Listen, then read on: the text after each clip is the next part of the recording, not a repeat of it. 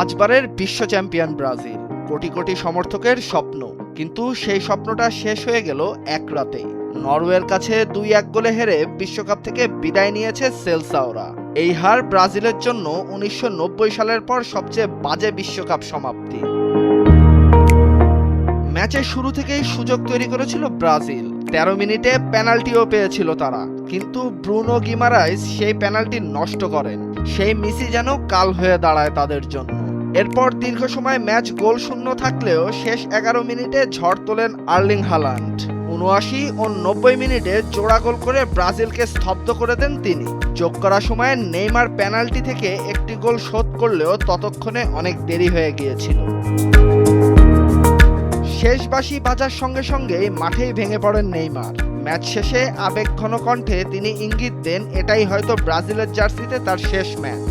যদি সেটা সত্যিই হয় তাহলে বিশ্বকাপ জয়ের স্বপ্ন আর পূরণ হলো না ব্রাজিলের সর্বকালের অন্যতম সেরা তারকার। বাংলাদেশের লাখো ব্রাজিল সমর্থকও রাতভর এই ম্যাচ দেখেছেন আশায়, কিন্তু সেই আশা শেষ পর্যন্ত ভেঙে দিল হাল্যান্ডের 2 গোল। ব্রাজিল বিদায় নিল, কিন্তু তাদের ষষ্ঠ বিশ্বকাপের অপেক্ষা আরও দীর্ঘ হলো। তাহসিনুল বাকি ফাহিম, ভোরের কাগজ।